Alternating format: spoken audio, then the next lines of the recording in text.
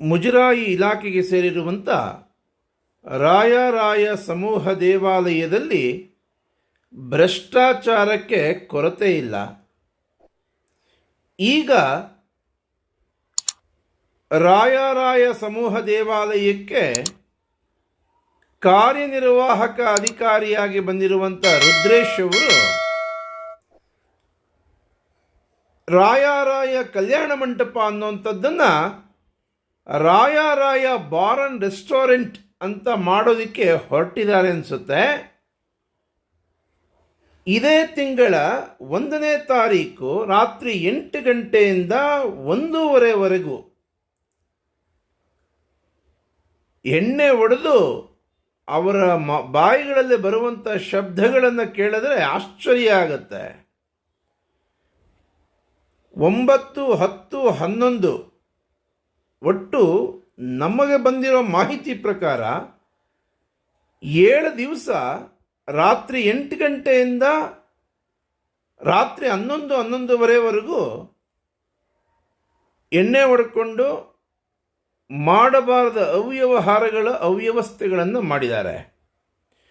ಎಂತೆಂಥ ಕಾರ್ಯನಿರ್ವಾಹಕ ಅಧಿಕಾರಿಗಳು ನೋಡ್ಬಿಟ್ವಿರಿ ಮುಜರಾಯಿ ಇಲಾಖೆಯಲ್ಲಿ. ಆ ಸಿಗೆ ಇಷ್ಟೆಲ್ಲ ಇನ್ಫಾರ್ಮೇಷನ್ಸ್ ಇದ್ದರೂ ಕೂಡ ಯಾವ ರೀತಿ ಇವರು ಆಯುಕ್ತರನ್ನು ತೆಗಿಬೇಕು ಮಾಡಬೇಕು ಅಂತ ಯೋಚನೆ ಮಾಡ್ತಾರೋ ನನಗೆ ಅರ್ಥ ಆಗ್ತಿಲ್ಲ.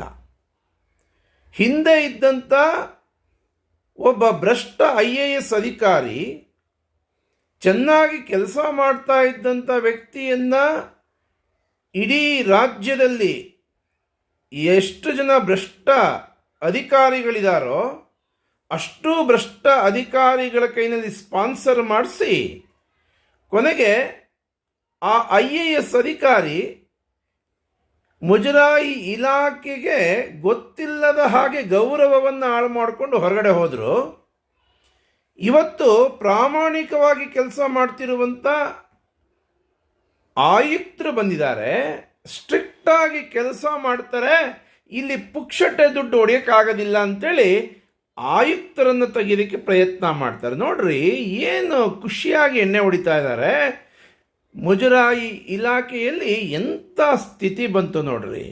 ಅಬ್ಬಾ ಬಾ ಬಾ ಬಾ ಬಾ ಇಂಥ ಕಾರ್ಯನಿರ್ವಾಹಕ ಅಧಿಕಾರಿಗಳನ್ನು ಪ್ರತಿ ದೇವಾಲಯಕ್ಕೂ ಕೊಡಬೇಕು ನೋಡ್ರಿ. ಮುಜರಾಯಿ ಇಲಾಖೆಯಲ್ಲಿ ಕೊಡುತ್ತಾಯೇ ಒಂದು ವರವ ಕುಡುಕನಲ್ಲದ ಅಧಿಕಾರಿಯನ್ನ ಅಂತ ಭಕ್ತ ಮಹಾಶಯರು ಕೇಳಿಕೊಳ್ಳುವಂಥ ಸ್ಥಿತಿಗೆ ಬಂದಿದೆ. ಬಹುಶಃ ಮುಜರಾಯಿ ಇಲಾಖೆಯಲ್ಲಿ ಬೆರಳೆಣಿಕೆಯಷ್ಟು ಬಿಟ್ಟರೆ ಇನ್ನೆಲ್ಲ ಕುಡುಕರೆ ಅಂತ ಕಾಣಿಸುತ್ತೆ. ಆಗಾಗ ದೇವಾಲಯಗಳಲ್ಲಿ ಎಷ್ಟೆಲ್ಲ ಅವ್ಯವಸ್ಥೆಗಳು ಅಪಚಾರಗಳು ಮಾಡ್ತಾ ಹೋಗ್ತಿದ್ದಾರೆ. ಮುಜರಾಯಿ ಇಲಾಖೆಗೆ ಸೇರಿರುವಂಥ ರಾಯರಾಯ ಕಲ್ಯಾಣ ಮಂಟಪದ ಸ್ಥಿತಿ ಚಿಂತಾಜನಕವಾಗಿದೆ.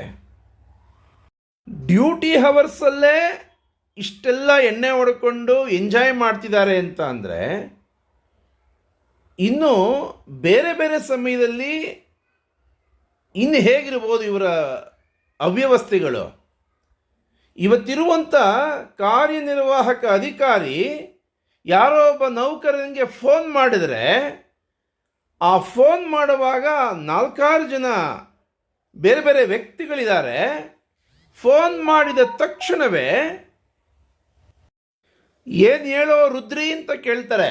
ಅಂದರೆ ಒಬ್ಬ ಕಾರ್ಯನಿರ್ವಾಹಕ ಅಧಿಕಾರಿಯನ್ನು ಏನು ಹೇಳೋ ರುದ್ರಿ ಅಂತ ಹೇಳಬೇಕಾದ್ರೆ ಈ ಕಾರ್ಯನಿರ್ವಾಹಕ ಅಧಿಕಾರಿಯ ದೌರ್ಬಲ್ಯಗಳು ಇನ್ನೆಷ್ಟು ಆ ನೌಕರ ಎನ್ಕ್ಯಾಶ್ ಮಾಡಿಕೊಂಡಿರ್ಬೋದು, ಇನ್ನು ಎಂತೆಂಥ ಅಪಚಾರಗಳನ್ನು ಮಾಡ್ತಿರ್ಬೋದು ಅಂತ ನಮಗೆ ನಾವೇ ಅವಲೋಕನ ಮಾಡ್ಕೊಳ್ಬೇಕಾಗಿದೆ. ಇವತ್ತು ಈಗಿರುವಂಥ ಮುಜರಾಯಿ ಆಯುಕ್ತರೇನಿದ್ದಾರೆ, ಮುಜರಾಯಿ ಇಲಾಖೆಗೆ ಸ್ಪರ್ಶ ಮಾಡ್ತಿದ್ದ ಹಾಗೆ ಭ್ರಷ್ಟಾಚಾರಿಗಳನ್ನೆಲ್ಲ ಅಮಾನತ್ ಮಾಡುವಂಥ ಕೆಲಸ ಮಾಡಿದರು. ಕೆಲಸ ಗೊತ್ತಿಲ್ಲ, ಅದು ಗೊತ್ತಿಲ್ಲ, ಇದು ಗೊತ್ತಿಲ್ಲ ಅಂತ ಭ್ರಷ್ಟಾಚಾರಿಗಳಿಗೆ ಸಹಕಾರಿಯಾಗಿದ್ದಂಥ ವ್ಯಕ್ತಿಗಳನ್ನು ಡಿಪ್ರಮೋಟ್ ಮಾಡಿ ಮನೆಗೆ ಕಳಿಸುವಂಥ ಕೆಲಸ ಮಾಡಿದರು. ಎಂತೆಂಥ ಪುರುಷಾರ್ಥಗಳನ್ನು ಮಾಡಿದ್ದಾರೆ. ಅದನ್ನು ನೋಡಿ ಆನಂದ ಪಡೋದು ಬಿಟ್ಟು ಅವರನ್ನು ತೆಗೆಯೋದಕ್ಕೋಸ್ಕರ ವಿಧಾನಸೌಧದಲ್ಲಿ ಕ್ಯೂ ನಿಂತಿದ್ದಾರೆ ಈ ಕೆಲಸಕ್ಕೆ ಬಾರದ ಅಧಿಕಾರಿಗಳು. ವಾಹ್!